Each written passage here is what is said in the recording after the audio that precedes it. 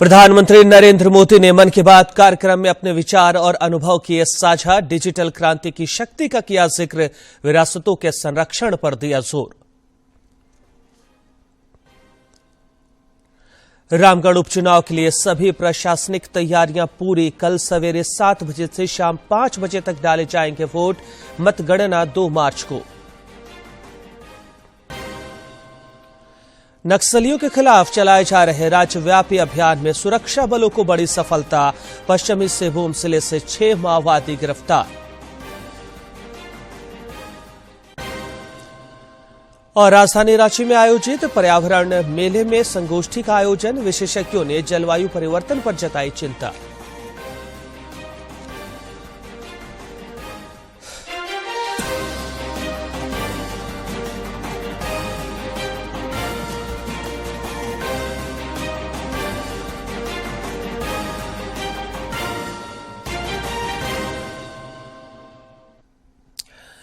नमस्कार, खबरें झारखंड में स्वागत है आपका। मैं हूं रियाज आलम और अब समाचार विस्तार से। प्रधानमंत्री नरेंद्र मोदी ने आज मन की बात कार्यक्रम के 89वें संस्करण में देश और दुनिया के लोगों के साथ अपने विचार और अनुभव साझा किए।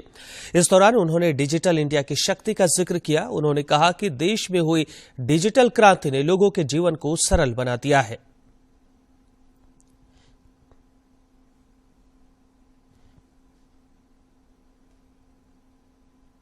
मेरे प्यारे देशवासियों, नमस्कार।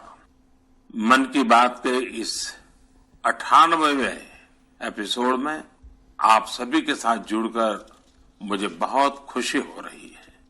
सेंचुरी की तरफ बढ़ते इस सफर में मन की बात को आप सभी ने जन भागीदारी की अभिव्यक्ति का अद्भुत प्लेटफॉर्म बना दिया है।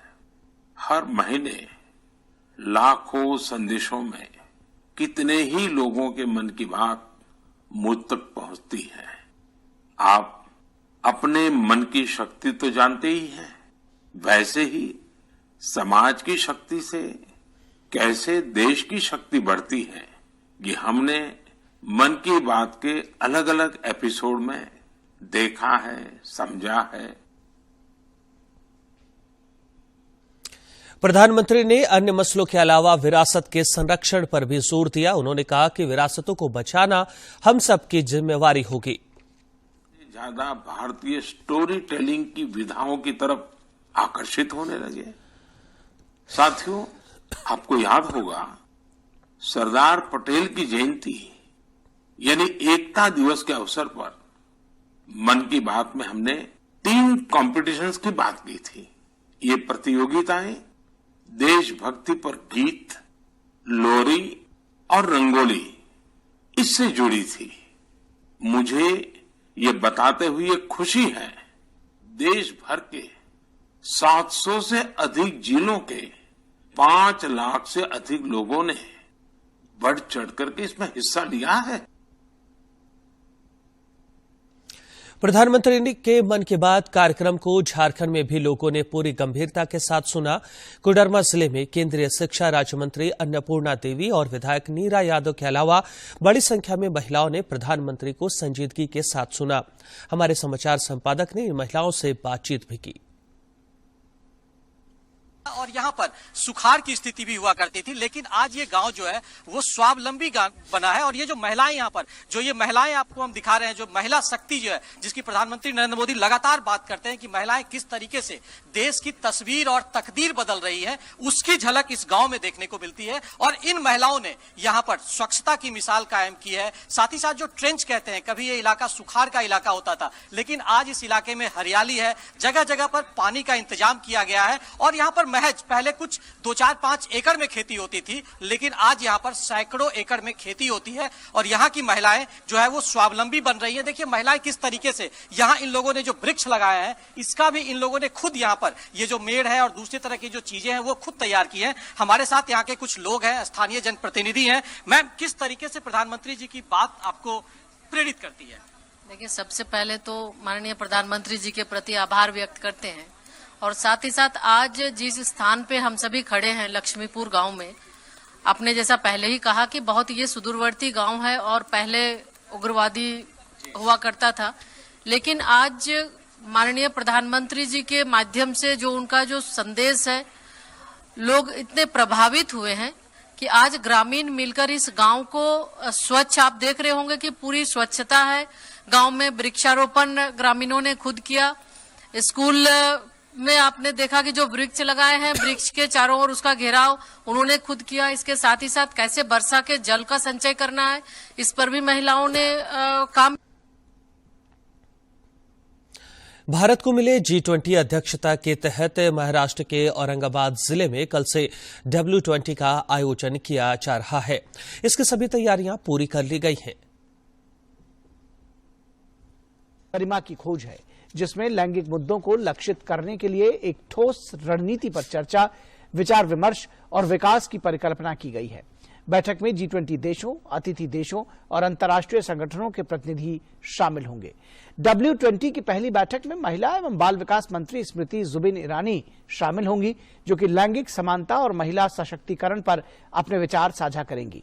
वित्त मंत्रालय में राज्य मंत्री डॉक्टर भगत किशन राव कराड़ और महाराष्ट्र के उप मुख्यमंत्री देवेंद्र फडणवीस भी इस बैठक में हिस्सा लेंगे। पहली बैठक में सांस्कृतिक कार्यक्रम होंगे और महाराष्ट्र की ऐतिहासिक और सांस्कृतिक विरासत को प्रदर्शित करने के लिए औरंगाबाद के विरासत स्थलों, प्राचीन एलोरा की गुफाओं का दौरा किया जाएगा। देश प्रधानमंत्री नरेंद्र मोदी के एक नए भारत की संकल्पना के साथ आगे बढ़ रहा है, जहां महिलाएं देश के स्थायी विकास में समान भागीदार हैं। रामगढ़ विधानसभा उपचुनाव की सभी तैयारियां पूरी कर ली गई हैं। कल सवेरे 7 बजे से शाम 5 बजे तक वोट डाले जाएंगे। पारदर्शी और शांतिपूर्ण मतदान के लिए जिला प्रशासन की ओर से व्यापक प्रबंध किए गए हैं। रामगढ़ उपचुनाव में 18 प्रत्याशी चुनाव मैदान में हैं।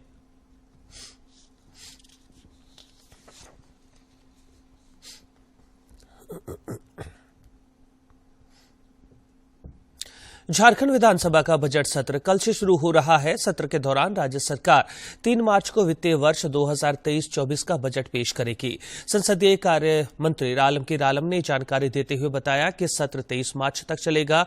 बजट सत्र के दौरान सरकार की ओर से कई महत्वपूर्ण विधेयक भी पेश किए जाएंगे। हैदराबाद में दवा गुणवत्ता विनियमन और परिवर्तन पर आधारित 2 दिवसीय चिंतन शिविर में आज योग सत्र का आयोजन किया गया। इस शिविर में केंद्रीय स्वास्थ्य मंत्री मनसुख मांडविया और खेल मंत्री अनुराग सिंह ठाकुर भी भाग लेंगे। शिविर में शामिल प्रतिभागियों ने पूरे उत्साह के साथ योग सत्र में हिस्सा लिया। केंद्रीय स्वास्थ्य मंत्री डॉक्टर मनसुख मांडविया आज इस चिंतन शिविर की अध्यक्षता करेंगे। सूचना और प्रसारण मंत्री अनुराग सिंह ठाकुर भी चिंतन शिविर में शामिल होंगे। उद्योग मंचों, स्टार्टअप्स और शिक्षाविदों के डोमेन विशेषज्ञों के साथ साथ प्रतिष्ठित वक्ता इसमें भाग लेंगे। 2 दिवसीय चिंतन शिविर का उद्देश्य देश में दवाओं की गुणवत्ता और प्रवर्तन से संबंधित नीतियों और कार्यक्रमों की प्रक्रियाओं और क्रियान्वयन की समीक्षा करना है। चिंतन शिविर में 5 सत्रों का आयोजन किया जाएगा, जिसमें घरेलू और निर्यात बाजारों से दवाओं और सौंदर्य प्रसाधनों और चिकित्सा उपकरणों की गुणवत्ता में विश्वास, भारतीय फार्माकोपिया और इसके मानकों का पालन और राष्ट्रीय नियामकों की क्षमता निर्माण शामिल है। नक्सलियों के खिलाफ चलाए जा रहे राज्यव्यापी अभियान में सुरक्षा बलों को बड़ी सफलता मिली है। पश्चिमी सिंहभूम जिले के टोटो थाना क्षेत्र से प्रतिबंधित नक्सली संगठन भाकपा माओवादी के 6 सदस्यों को गिरफ्तार किया गया है। जिले के पुलिस अधीक्षक आशुतोष शेखर ने बताया कि गिरफ्तार नक्सलियों के पास से विस्फोटक सामग्रियों के अलावा कई आपत्तिजनक चीजें बरामद की गई हैं। साथ ही साथ एक अन्य घटनाक्रम में हम लोगों को सूचना प्राप्त हुई थी कि टोटो थाना क्षेत्र में ग्राम रंगड़ापुर में 2 अन्य लोग भ्रमणशील हैं जो माओवादियों के समर्थक हैं और उनके साथ पूर्व में कई घटनाओं में शामिल रहे हैं। उसमें टोटो थाना प्रभारी के द्वारा एक अभियान दल का गठन कर छापामारी की गई और उसमें उपराजधानी दुमका के काठीकुंड में 1 दिवसीय कृषि तसर मेले का आयोजन किया गया। इसका उद्घाटन केंद्रीय अनुसंधान एवं प्रशिक्षण संस्थान रांची के निदेशक डॉक्टर के सत्यनारायण ने किया। इस मौके पर उन्होंने तसर कृषकों को तसर उद्योग के बारे में विस्तार से जानकारी दी। यह मेला क्षेत्रीय रेशम उत्पादन एवं प्रशिक्षण संस्थान दुमका और केंद्रीय तसर अनुसंधान एवं प्रशिक्षण संस्थान रांची के द्वारा आयोजित किया गया था। दुमका जिले में 12वीं के छात्र छात्राओं के लिए जिला प्रशासन की ओर से विशेष पहल की गई है। उपायुक्त रविशंकर शुक्ला के नेतृत्व में दुमका के कन्वेंशन सेंटर हॉल में 12वीं के परीक्षार्थियों की तैयारी कराई जा रही है। इसमें बड़ी संख्या में विद्यार्थी भाग ले रहे हैं। जो विद्यार्थी इस केंद्र में नहीं पहुंच पा रहे हैं, उनके लिए ऑनलाइन ऑडियो वीडियो क्लास की व्यवस्था की गई है।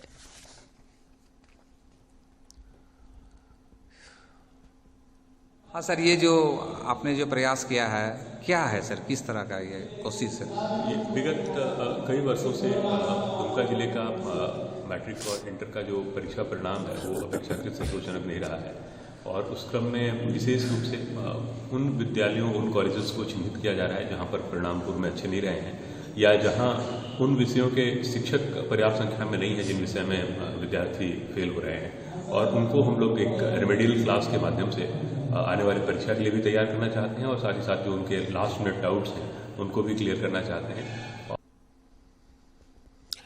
पर्यावरण पर काम करने वाली गैर सरकारी संस्था युगांतर भारती और नेचर फाउंडेशन के सहयोग से रांची में पहली बार 10 दिवसीय पर्यावरण मेला लगाया गया है, जो लोगों को काफी पसंद आ रहा है।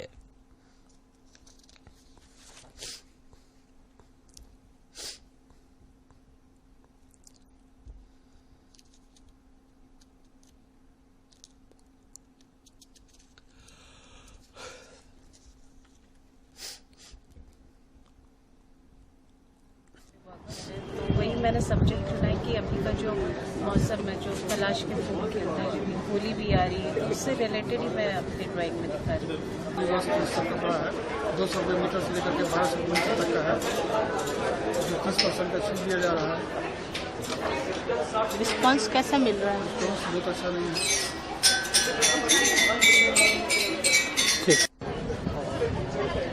छोटी बनाने आया हूँ, विषय पर्यावरण है,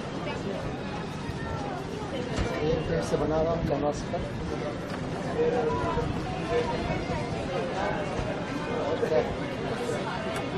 पर्यावरण मेला जो है रांची के मोराबादी मैदान में 10 दिवसीय लगा है। हो सकता है कि आखिरी दिन 3 तारीख जो है वो शुक्रवार पड़ रहा है, तो हम लोग 2 दिन और बढ़ा दें, क्योंकि दुकानदार लोग कह रहे हैं कि 2 दिन में हमारी और बिक्री हो रही है होली का भी समय। इसको हम लोगों ने 3 पार्ट में बांट के रखा हुआ है मेले को। एक है सरकारी स्टॉल। सरकारी स्टॉल में जो भी क्लीन प्रोडक्शन कर रहे हैं, वैसे PSUs, वैसे सरकारी स्टॉल, वैसे इंडस्ट्रीज अपना दिखा रहे हैं कि वो लोग क्लीन प्रोडक्शन कैसे कर रहे हैं। दूसरा जो है, राजधानी रांची में आयोजित इस मेले का उद्देश्य लोगों को पर्यावरण संरक्षण के प्रति जागरूक करना है। इस सिलसिले में शनिवार की शाम एक संगोष्ठी का आयोजन कर लोगों को पर्यावरण और प्रदूषण के प्रति जानकारी दी गई और उन्हें जागरूक किया गया।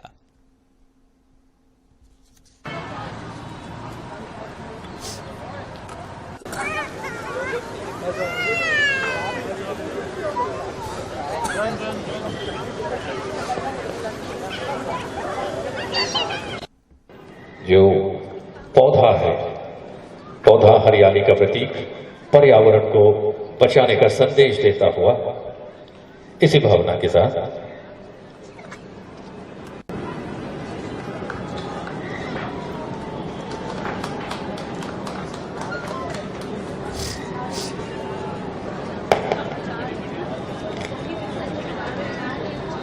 अगला आग्रह श्री धर्मेंद्र तिवारी जी आप मंच पर आए। होता है झारखंड उच्च न्यायालय में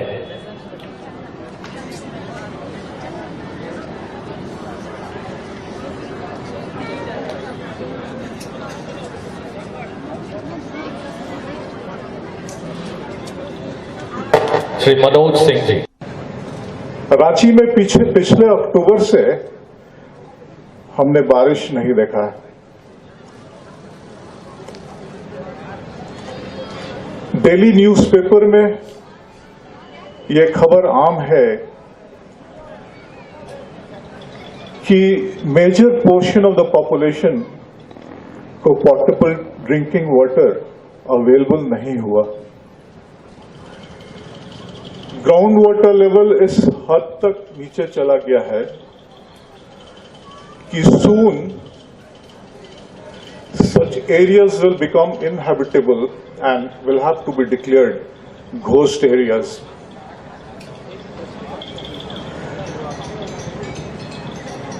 जंगली जानवर अपने घरों को छोड़कर आबादी में घुस रहे हैं। They are mauling and killing individuals and also their livestock.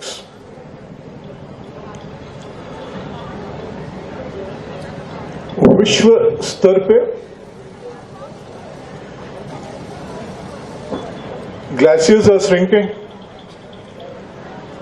global ice top pole they are melting.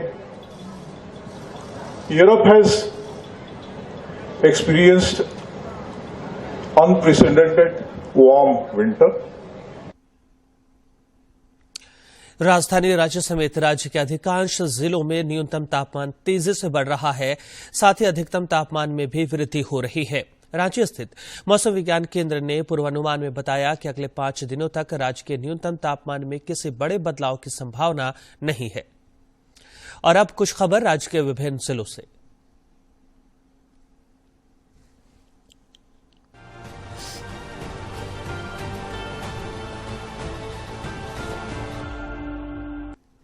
Khunti जिले में श्रम नियोजन प्रशिक्षण एवं कौशल विकास विभाग के अंतर्गत झारखंड भवन एवं अन्य सन्निर्माण कर्मकार कल्याण एवं असंगठित कर्मकार सामाजिक सुरक्षा द्वारा संचालित योजनाओं से संबंधित एक दिवसीय कार्यशाला का आयोजन किया गया। साथ ही लाभुकों के बीच परिसंपत्तियों का वितरण भी किया गया। रामगढ़ विधानसभा उपचुनाव को लेकर प्रशासनिक तैयारियां अंतिम चरण में है। जिले के उपायुक्त ने कल मतदान के मद्देनजर डिस्पैच और रिसीविंग कार्यों का निरीक्षण किया। उपायुक्त के साथ पुलिस अधीक्षक भी मौजूद थे। उन्होंने मतदान सफलतापूर्वक संपन्न कराने को लेकर अधिकारियों को आवश्यक दिशा निर्देश दिए। देवघर स्थित बाबा मंदिर प्रांगण स्थित 18 दान पात्र को मंदिर प्रशासन की देखरेख में खोला गया।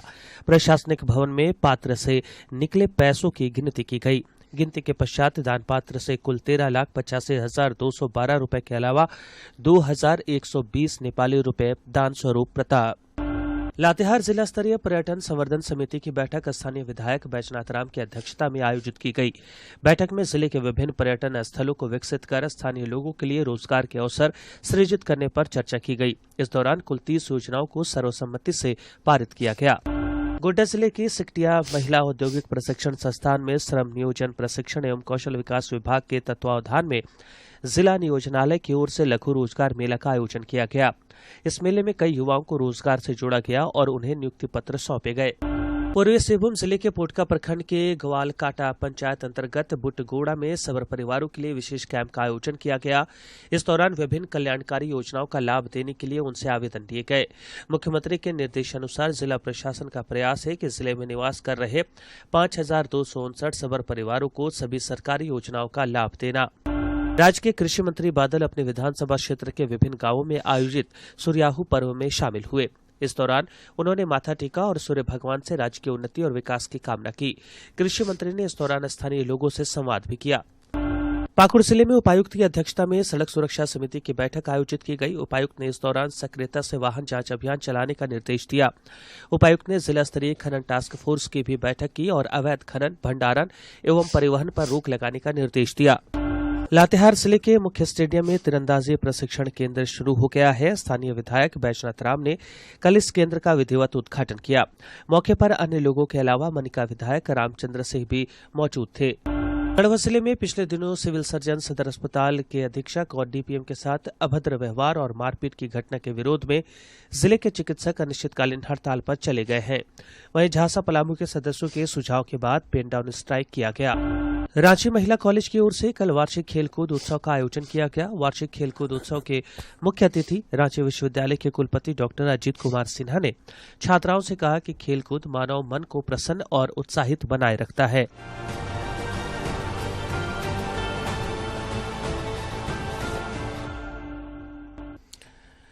आईसीसी महिला T20 विश्व कप का फाइनल आज केप टाउन में दक्षिण अफ्रीका और ऑस्ट्रेलिया के बीच मुकाबला खेला जाएगा। मैच भारतीय समय अनुसार शाम 6:30 बजे से शुरू होगा।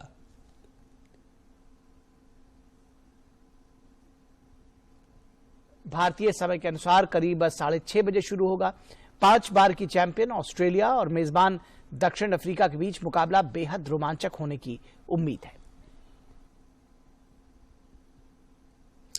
पोषाहार केंद्र के रूप में चिन्हित आंगनबाड़ी केंद्रों में व्यापक बदलाव हो रहा है। कोडरमा के आंगनबाड़ी केंद्रों में आधारभूत संरचनाओं का तो विकास हो ही रहा है, ये केंद्र अब निजी स्कूलों को कड़ी टक्कर भी दे रहे हैं। एक समय था जब आंगनबाड़ी केंद्र पोषाहार केंद्र के रूप में जाने जाते थे।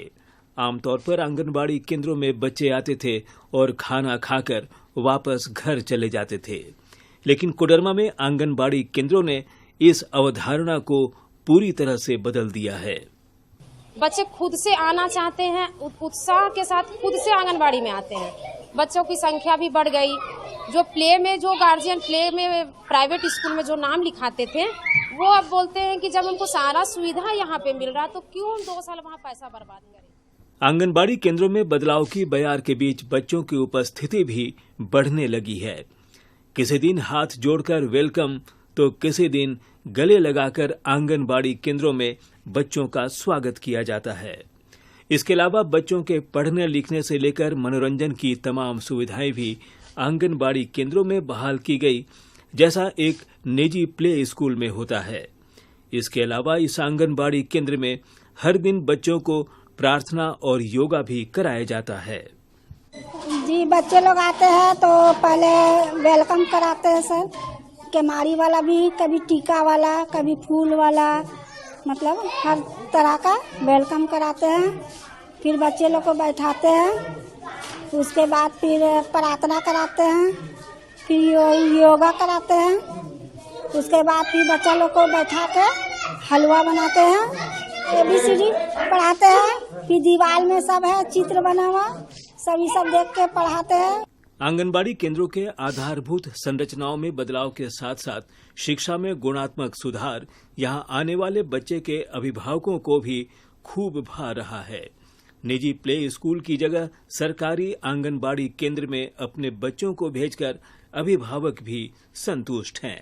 आंगनबाड़ी में इसलिए भेजते हैं, एक तो हम लोग मीडियम क्लास हैं तो अभी बैठने के लिए वहाँ पर मतलब 500-600 रुपया खाली फिक्स मतलब आम स्कूल में लेता है। और यहाँ पर मतलब बहुत चीज सीख रहा है, बैठने उठने के लिए, खेलने कूदने के लिए, सब चीज के लिए सीख रहा है, इसलिए यहाँ पर मतलब अभी भेज रहे हैं। पहले तो बहुत अच्छा है, चेंज हो गया। बच्चा लोग का खिलौना है, घूमने का, पढ़ने का हर चीज है, दीवार में लिखा है। बच्चा को सिखाने की कोई जरूरी नहीं है, बच्चा खुद अपने पढ़ता है।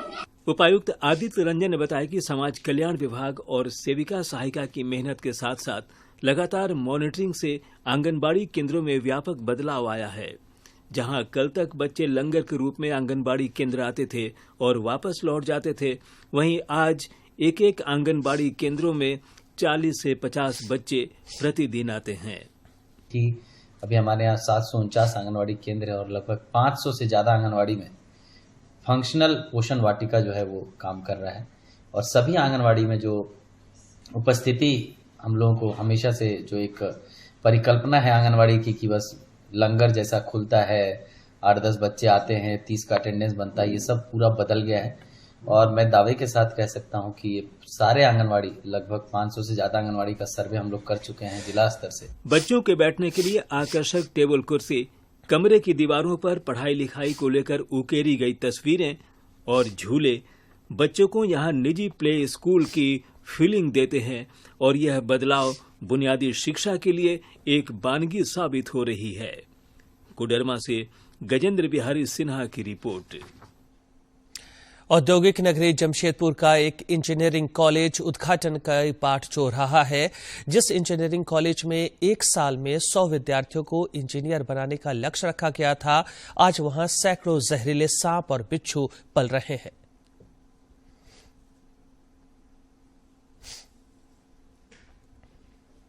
जमशेदपुर के सीधगोड़ा प्रोफेशनल कॉलेज 20 करोड़ रुपए की लागत से 2020 में ही बनकर तैयार हो गया था, लेकिन आज तक कॉलेज शुरू नहीं हो पाया है। देखरेख के अभाव में यह कॉलेज भवन अब खंडहर में तब्दील होता जा रहा है। प्लस यहाँ के जो बच्चे लोग बाहर पढ़ने जाते हैं वो लोग यहाँ पे रह के बैठ के यहाँ पे उनको घर में अपने क्षेत्र में कॉलेज का मिलेगा सुविधा, तो वो लोगों को बाहर जाने की जरूरत नहीं पड़ेगी। और हमारा स्थानीय जहाँ पे हम रहते हैं उस जगह सबसे बड़े कॉलेज की स्थिति बहुत खराब है। जब से बनी है कोरोना काल से लेकर तब से पूरा खंडर बन चुकी है कॉलेज। स्थानीय लोग बताते हैं कि उन्हें बड़ी उम्मीदें थीं कि इंजीनियरिंग कॉलेज बनने से हमारे युवा इंजीनियरिंग की पढ़ाई कर सकेंगे और कौशल विकास के जरिए उन्हें रोजगार से जोड़ा जाएगा, लेकिन सरकार की उदासीनता के कारण यह भवन शोभा की वस्तु बनकर रह गया है। करोड़ों की लागत से बने आप अंदर घूमे होंगे, ना एसी है ना टेबल है, सारा चीज, ना प्रशासन पूरी तरह मौन है। चोरी हो चुका, हम लोग के सामने चोरी हो जाता है। प्रशासन भी पूरी तरह फेल है कि कोई सामान चोरी हो तो उसको रोकना है, इसको व्यवस्थित रखना, ना कोई व्यवस्थित है। आप देख रहे पूरा खंडर हो गया, जंगल हो गया, यहाँ सांप बिच्छू रहने लगे हैं। हमारे यहाँ पर इतना बढ़िया योजना आई है, इस योजना का लाभ हमको मिलेगा और कम से कम बहुत ही बढ़िया विकासशील योजना थी। आज ये हो गया है कि बन करके तैयार है, खंडहर की स्थिति ले चुकी है, ना तो इसका लाभ किसी को मिल पा रहा है, सरकार का पैसा अलग बर्बाद हो रहा है। तो इससे तो कम से कम जो जनप्रतिनिधि जो वर्तमान है उनको कम से कम इस पर पहल करनी चाहिए। सरकार की ओर से इस कॉलेज के संचालन में हो रही देरी के कारण यहाँ के प्रतिभावान गरीब परिवार के बच्चे एवं बच्चियों के अलावा आसपास के जिलों के प्रतिभावान छात्रों को कॉलेज के माध्यम से सस्ते रूप में मिलने वाली तकनीकी शिक्षा से वंचित होना पड़ रहा है, जिससे उनमें मायूसी देखी जा रही है। जमशेदपुर से राजेश कुमार लाल दास की रिपोर्ट। भारत के धरोहर सेगमेंट में आज आपको लिए चलते हैं कोणार्क के सूर्य मंदिर, जहां की भव्य वास्तुकला लोगों को मोहित करती है।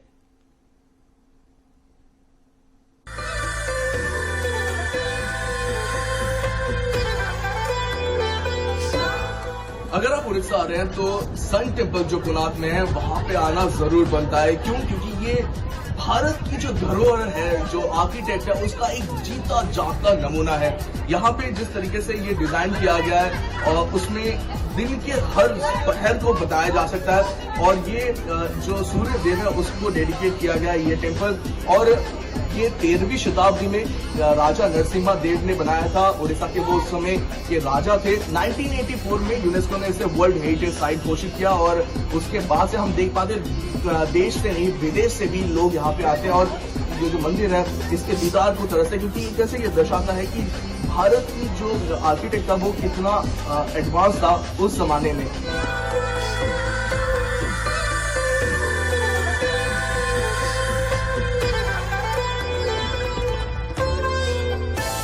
देख सकते हैं कितना बड़ा आलीशान ये बनाया गया है, लेकिन इंटरेस्टिंग है कि इससे पीछे जो असली मंदिर का गुंबद था वो पूरा टूट गया है और एक उसका आधा पार्ट ही रह गया है। और आप हमारे गाइड है, बताएं अपना नाम पहले। उमाकांत बेहरा। उमाकांत बेहरा जी। बेहरा जी बताइए कि यहाँ पे ये कितना फीट का, और उससे पीछे जो था जो टूट गया वो कितना फीट का था? इसका है कि 150 फीट था, 150 फीट था अभी। और अंत में मुख्य समाचार। प्रधानमंत्री नरेंद्र मोदी ने मन की बात कार्यक्रम में अपने विचार और अनुभव किए साझा। डिजिटल क्रांति की शक्ति का किया जिक्र, विरासतों के संरक्षण पर दिया जोर। रामगढ़ उपचुनाव के लिए सभी प्रशासनिक तैयारियां पूरी, कल सवेरे 7 बजे से